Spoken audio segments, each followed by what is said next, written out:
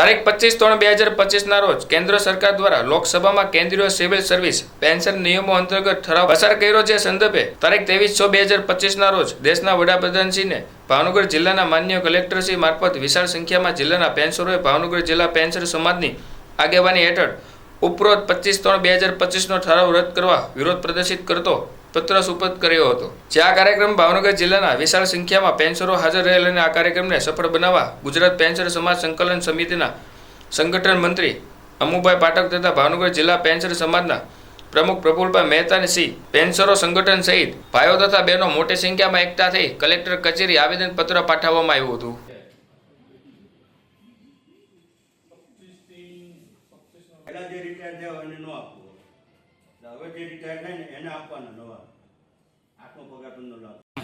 બારૈયા દિલીપભાઈ અમે આજે એની રજૂઆત કરવા આવ્યા છીએ કે કેન્દ્ર સરકારે એક ઠરાવ માર્ચ મહિનામાં કર્યો છે કે આટલું પગાર પણ જે હવે આવશે એનો લાભ પેન્શનરોને કોઈને આપવામાં આવશે નહીં। તો રાજ્ય સરકારે નહીં પણ અમારે એને રાજ્ય સરકારના તમામ પેન્શનના કર્મચારીઓ અમે આજે તમામ જિલ્લાના કલેક્ટરશ્રી સાહેબોને આજે આનું આવેદન આપીને એમ કહીએ છીએ કે આવું ન થવું જોઈએ। અમને બધાને પેન્શનરોને આ પગાર પંચનો લાભ મળવો જોઈએ। મારું નામ અમુભાઈ પાઠક, ગુજરાત પેન્શન સમાજ સંકલન સમિતિનો સંગઠન મંત્રી છું અને ભાવનગર જિલ્લા પેન્શન સમાજનો મહામંત્રી છું।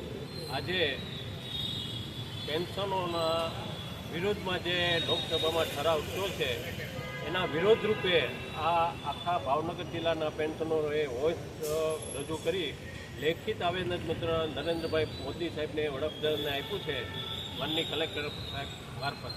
ઓકે।